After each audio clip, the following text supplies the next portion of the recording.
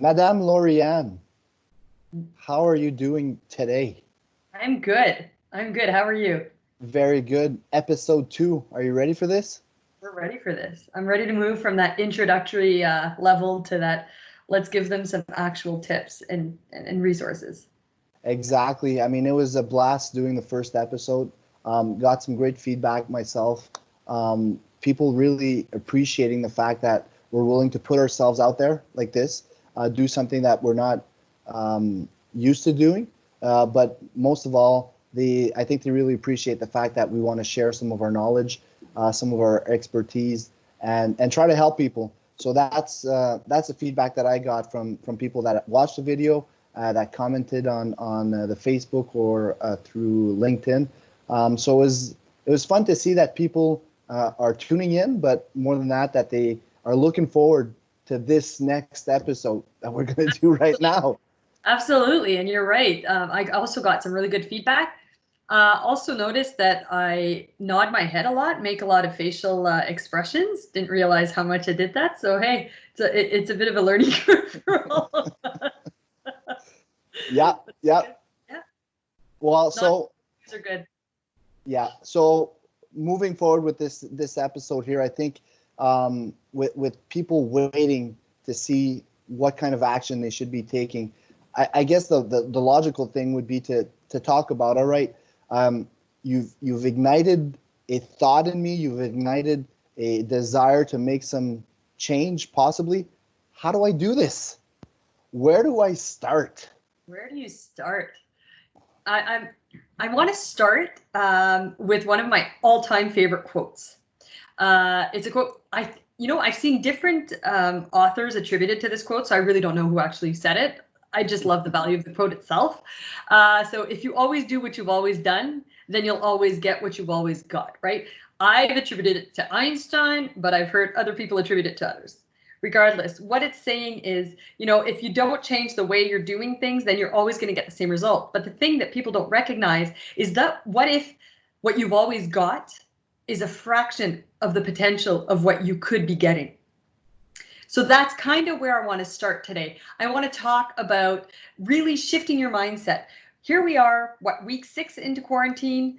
I think it's time to kind of shift our mindset from a panic mode, like we mentioned last week, to a more productive mode. So what could this look like? What could it look like for us to start strategizing, start analyzing? And how do you go about doing that without having necessarily to hire someone to do it entirely for you? There are steps you can take as a business owner, as an organization, to really start kind of deep diving and looking at the way you do business. So today I want to offer just a few tips and tricks, maybe some kind of higher level suggestions in terms of methods, or maybe cornerstone elements that you want to build into your analysis right now, and that once things get back to usual, then maybe you'll have kind of a roadmap of where you want to be going. That being So said, before yeah, you keep on going, Lorianne, so when I guess what's important here is this is why COVID-19 is such a great opportunity, right? Because to stop and to actually take the time to analyze what you've been doing and where you want to go is something that you don't really often get a chance to do in life, right? So, like COVID-19 is basically a big halt. That's it is. it. We're stopping, and this is your time to figure your shit out, right? This Absolutely. is this is what's pretty cool about this time in this moment. So when you're talking about the potential, I mean that's exactly it, right? Have you been reaching your full potential? Now, when we're going to do this exercise, and by the way, I just want to tell you, what you just described, myself at Collège Boréal and my department across the province, that's exactly what we're doing right now. This is exactly what we were mandated to do, because coming out of this, it may not be business as usual, It will right? not be. It will not be. It'll be completely a different world. Absolutely. That So, being said, we're not suggesting a complete 360 of the way you do business. We're suggesting a slight pivot. This is your opportunity to pivot your business. Maybe you were kind of going on the sidewalk until now. Now let's get you on that main drive. Let's get you all the pivot slightly to be on that main road to really bring it to its full potential. I love it. I love it. So I'm looking forward to seeing exactly what you're going to share. And for people, I want them to understand, like, we haven't had a conversation on exactly what you're going to be saying today. So I'm looking forward to learning actually from you what your advice would be to me that is in this process right here. And if you don't mind, I'll just share where I'm at during the time you explain. And I'm going to see how this correlates perfectly with what I'm trying to do. And hopefully people listening to this episode will say, you know what, I got my first my first element that I have to start doing to bring about that pivot. I like it. So Awesome. How do we pivot? How do we start the pivoting? One of the major, have you ever taken a trip without a roadmap? Oh, I love it. Not knowing where you're going. You're not really sure where you're going, what your destination is. You just kind of hit the road and you go, right? You could, if that's the kind of trip you're looking for, if you're looking for that road trip, absolutely, that could be a wonderful trip. But how productive and how many different things are you actually going to be able to see through that trip? Nah, probably not that many, probably not as many as if you knew that ultimately the goal is we need to end up at this location. We need to end up in this city. Ah, that's a good starting point. Now let's take out our tools, right? Let's take out our map, have a peek at it, figure out, okay, what would make sense for us to get there? Here's the stuff we're going to be crossing on the way. Oh, perfect. Then maybe we need to see this, that, and the other thing. All that to say, one of the most missed roadmaps or the missed elements of business planning and strategic planning is the development of your mission, your vision, and your values. The big V, that the vision. Is huge. It is huge. If you don't know where you're going and you don't know how you're proposing getting there, then you're not going to be as productive. You're not going to hit that full potential. So the first step that I encourage businesses to start doing right now is to start thinking about, their mission. So when we hear their mission, we're talking about who are we as a business, as an organization? What do we do? And why are we here? What is our mission ultimately? Right? And when we speak of the vision, then we're talking about, okay, well, where are we going? So it's that next level. This is who we are. This is why we're here and what we're doing. But this is where we want to get to. This is ultimately, and that may be as simple as providing the highest quality or being the most competitive, being number one for customer service in the restaurant industry in Kapuskasing. It could be as simple as that. Yes, exactly. I think the vision, what I've learned in doing this process here is that the vision is your destination. So basically, once you start your trip, you know where you want to go. So in doing a lot of strategic planning, I guess the vision, the way I've been taught it, is always in 5 years from now, tell me, where are you going to be as a business? Who are you going to be and where are you going to be as a business? So what you just described here, saying we will be the best customer service business in Kapuskasing, that would be a destination. That would be a vision. Yes, I love it. Love it. So one thing, do you decide this vision alone as a business owner? I was going to get to that. Okay. Absolutely not. Absolutely not. And I have had clients come to me and say, I need you to write me up a vision, mission, and values. And I've said, that's not how this works. This has got to come not only from you, but this has got to come from your entire organization. So in doing so, what a perfect opportunity right now. If you do have people who are virtually working with limited access, maybe, engage with them. We in the coming weeks, we're going to walk you through Teams. Do a virtual meeting, whether it be Zoom or Skype for Business, whatever your means is of meeting, do a virtual face-to-face meeting and start asking these questions. And after this session, we're actually going to have some documents, with some guiding questions and just, kind of give you an idea of what each of those each of those kind of cornerstone principles would look like, and then you'll be able to kind of work with that tool to work with your team. So definitely, I think if you want buy-in from your employees, if you want them, 100% applying not only the vision and the mission, working towards that vision and mission, but the values that you guys are also going to come up with. So the values is that what are the rules of conduct we're agreeing to as an organization that we're going to uphold in the achievement of that vision as we apply this mission, right? So what are the rules of conduct? Respect, honesty, courtesy, whatever you come up with. Normally it's about 3 values that you want to you want to uphold, and what is it we're going to, but if you want that buy-in and you want them actually living and breathing those values, they need to be involved. They need to be involved at the onset and be involved in kind of contributing to the construction or the design of those 3 pillars of any organization. Yeah, I totally agree, because I think your employees, they become your brand as well, right? So you have your product, you have your service, and your vision should always be about getting to a destination. But not only that, your mission, your way of doing things, your way of going about traveling towards that destination is basically the foundation, are the values of your business. And the values of your business are usually your brand as well at the same time. So whatever people think of you, think of your service, think of your employees, that's who you are when we're talking about a brand. So basically your vision statement, the way I've learned it, is basically who you want people to think you are as well. At the end of these 5 years, when you're thinking ahead and where you want to be, what you'll be, and that's where I think thinking about or incorporating your team in developing where you want to go collectively and what are the values you'll be living while you're going there, huge.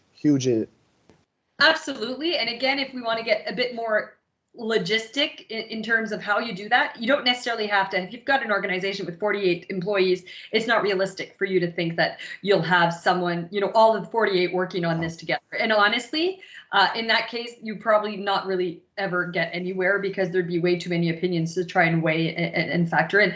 What I recommend is at least having a representative from all levels of the company. So someone from the front lines who are out there serving clients, someone from, if it's a manufacturing, someone from the manufacturing, perhaps a couple throughout the manufacturing, the production line, someone from, the admin side, someone from the supervisory side, someone from all levels of the organization. Create a committee or a team of sorts to be able to work on developing these pillars for your organization. Absolutely. All right, so let me tell you where I'm at with Collège Boréal. Here's where I'm going to tell you. So we're doing this process right now, and our vision that we have is within 5 years, we want Le Collège Boréal in Northern Ontario, so for Timmins, Kapuskasing, and Hearst, to be the best business partner in developing skills and creating opportunities through learning, creating business opportunity through learnings with our partners. So basically that's how we want to position ourselves. That's where we want to be. That's where we are going to be in 5 years. So businesses looking at Collège Boréal and what we do will immediately think we are a partner in their success. I love it. That's perfect. That's the next step, though, before you start going there, I guess you got to start packing, right? You got to start making a list of what you'll need to get to that destination.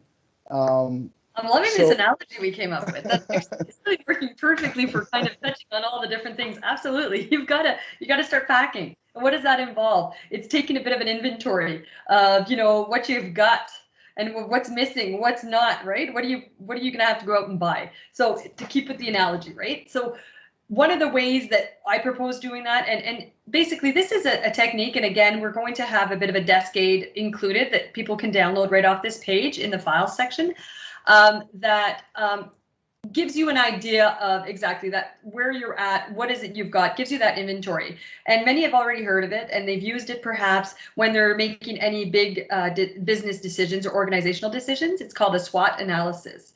And what SWOT stands for is you identify the strengths, the weaknesses, the opportunities, and the threats or risks, right, to currently impacting your business. So when you think of your strengths and weaknesses, these are internal elements. These are internal things that you have control of within your organization. You 100% have control, and they're all attributes of your existing organization. The external pieces, the environmental pieces, the stuff that you might not have 100% control over are your opportunities and your threats, right? So you can just, it's basically like 4 squares, a matrix of 4 squares where you're listing these things out. And again, I've put together a template that they'll be able to download and start working. What are our strengths as an organization? How do we differentiate ourselves? Why is it that we're great at what we do? What are our weaknesses? By weaknesses, I'm not really a fan of a weakness. I don't see that. Maybe it's my, eternal optimism. I see it more as an area of improvement. Where's there potential for improvement? How could we grow? And so you want to list that. So you want to go about and start listing, but the purpose of listing this is not only to kind of increase that self-awareness and to give you an idea of what it is you need to go out and buy. So what it is you need to be working on, but in doing so, by identifying your risks, your threats, you're going to be able to mitigate the impact of them. You'll be able to come up with a plan that if and when this happens, this is how we propose dealing and kind of preempting that risk, mitigating it, working on it, making it work for us. How can we transform some of these risks and threats into opportunities? And last but not least is taking those opportunity areas that you've identified and developing specific action plan and holding yourself accountable to actually, tapping into those opportunities. And you'll never be aware of the full potential of your business unless you do these kinds of exercises where you're really mapping out everything and you're really looking at what is it we've got right now. And that's how you make an informed, strategic decision. That's how you ensure that you're being strategic and you're tapping into not only the full potential, but you're prepping for any roadblocks along the way. Yeah, exactly. I think it's first and foremost, it's so fun to do with your team. Oftentimes, if it's an exercise you do by yourself, what happens is you get stuck in your head, right? And it's hard for you to see your own weaknesses. So when you start doing it with a team, you can even ask your client base as well, which is, you should, exactly. Which is a great exercise to find out exactly what they think your weaknesses are, what your strengths are. And once you start getting that information, wow, it just, when you're talking about the possibilities and the opportunities and it's going to frame your mind completely differently as to where you want to go. And then when you're talking about the actions, when you're talking about milestones, when you're talking about checkpoints on your roadmap to where you want to go, you're actually laying out. This information is going to help to lay out the trajectory you want to take or the path you want to take in getting to that destination. Absolutely.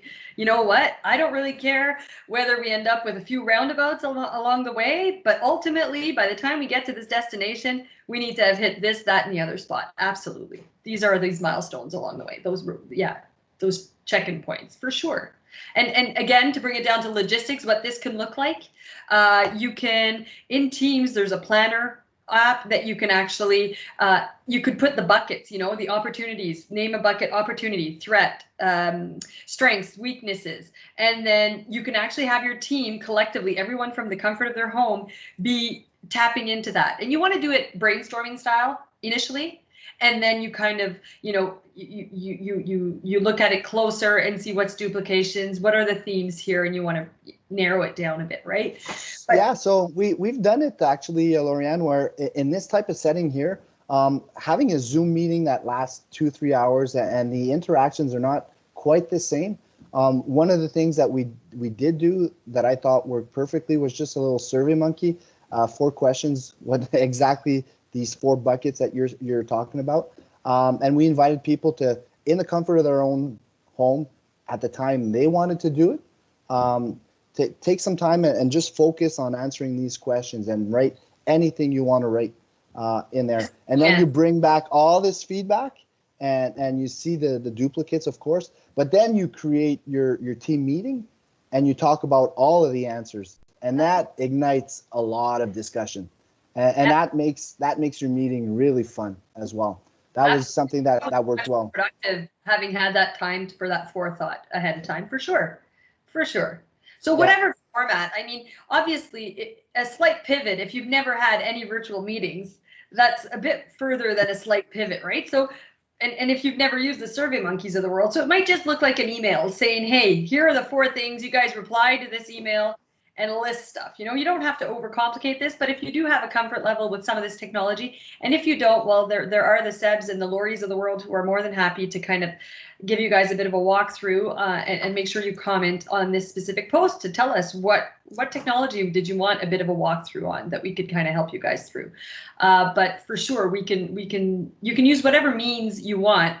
The bottom line is you just need to make it in a way that speaks the same language as your staff is the more accustomed to speaking, not necessarily taking them way out of their element, right? But just small, manageable pivots. Well, that's it. And I just find it so important right now in this time where you actually re-engage with your staff that may be at home, you know, and get them involved in preparing for when we come out of this. And this exercise is going to be so beneficial to your business, because you may be thinking, all right, what are we going to do when we go back to business as usual? And then you may hear from your staff, well, wait a second, why go back to business as usual? We may want to change a few things here, because I've had some ideas about this pandemic and the tools we've been using and how we've been consuming and how we've been operating. And I see potential in doing something new, right? Potential right there. I love it. What you just said, the tools we've been using, the way we've been doing. So that brings about another kind of, once you've done your SWOT analysis, you've got your mission, your vision, your values, you got your SWOT analysis. What's that next step? That next step is really diving deeper into how you do business.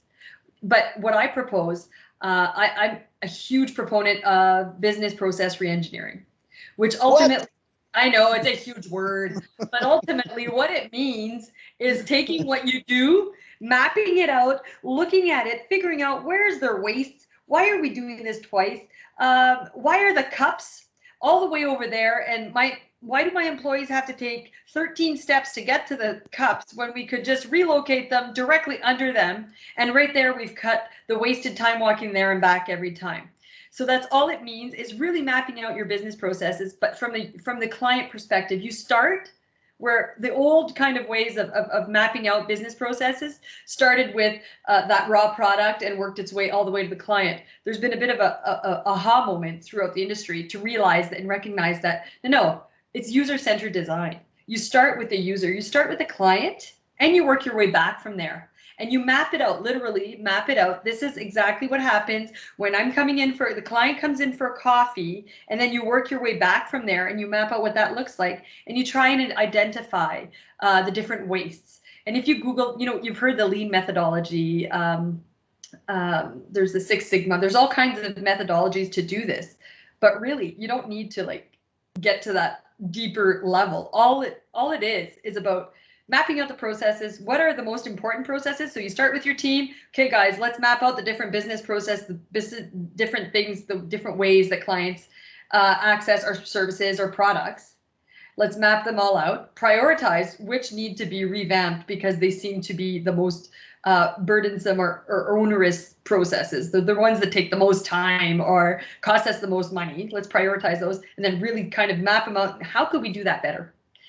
And there's no answer. But not only how could we do that better, you need to change it quick. But when you change it literally. You implement that major change, but then you have this ongoing monitoring where you're tweaking it to make it even better and better. That's innovation. Innovation, exactly. I mean, that's exactly it. So again, if I'm taking it from our perspective at Collège Boréal and just try to give an example regarding that. So in the first episode, I was talking about how our way of doing things was always, our business is delivering training, right? in my department. That's what I do. Collège Boreal delivers training to businesses and organizations. Well, the way we thought about it was always face to face. And we had a little bit of online training, but now when we look at it, it's still the same mandate, right? So it's bringing training opportunities and increasing skill and capacity to organizations. But now we're looking at it, all right, well, let's use a virtual classroom setting. And what's the impact? What's the positive impact of pivoting towards that? Is that, well, okay, employees no longer have to leave their workplace. They no longer have the onerous task of coming together in one location. Everybody from Timmins to Hearst to Cap can now join from the comfort of their offices and do training. So there's no travel costs, there's no gas, there's no food, there's like time. Yeah, no. So and just looking at it, and I can think of a lot of businesses, right, where they're shut down right now, but they still have showrooms, they still have inventory, they still have product that could get to the consumer, and the consumer's looking for that product, and the efficiency or the pivot may be, I'm selling online. I am actually offering my services online, my product online, and they don't have to come to my store. They don't have to come to my physical location. I'm now making it easy for them to access what it is I have to offer. So it's and this, again, COVID-19 situation, which halted business as usual, gives you this opportunity that you would never, ever almost take, because we're so busy in our day-to-day operations. Absolutely. That we rarely stop to think and re-engineer, like you said, I think, your processes. Yeah. So what I'm hearing is business as usual is not necessarily a very productive mode. So maybe what we need to be doing through these sessions, Seb, is encouraging this business as unusual, because business as unusual is how you're going to get the most productive trip, to come back to our roadmap analogy. You know, you'll be identifying your destination. You'll be a lot more efficient, a lot more effective in getting there by applying, you know, the SWOT analysis and by really analyzing exactly what would be the most efficient way of getting there, time-wise, cost-wise, gas-wise. Again, for the analogy, that's with that business process re-engineering, or BPR. Is that easier for you to say? Yeah, BPR. I like BPR. So basically what it is when you're on your GPS or your Google Maps, you're looking for route 1, route 2, or route 3. Which one will be the quickest to get to where we want to go? Exactly. I love it. Yes, I love it too. So after this episode here, I guess, and I'm looking at the time right now, so we're almost down to the end of this episode. We will have some tools, right?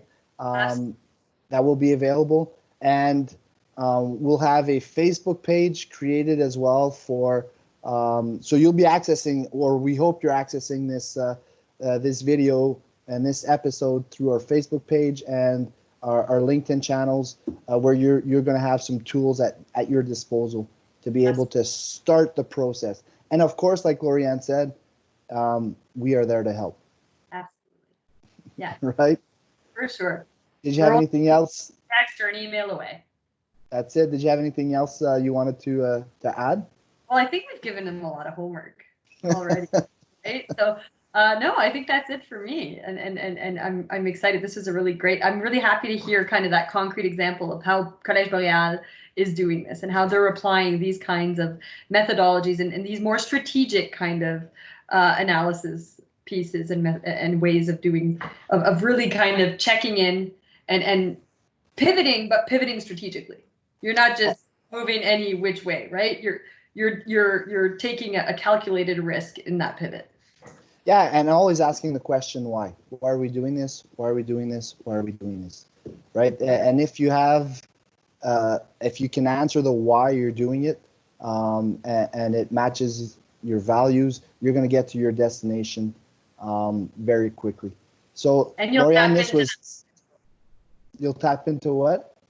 You'll tap into that potential that we were alluding to earlier, and you'll also be connecting with your team in an otherwise quieter perhaps time, right? Making sure that they're staying connected. Lauriane, merci again for your knowledge, and I'm looking forward to the next episode. Everybody, do not hesitate to contact us or to give your comments in the social media feeds. We love it, and we're looking forward to helping you out in this next step. Have a great day. You too. Bye.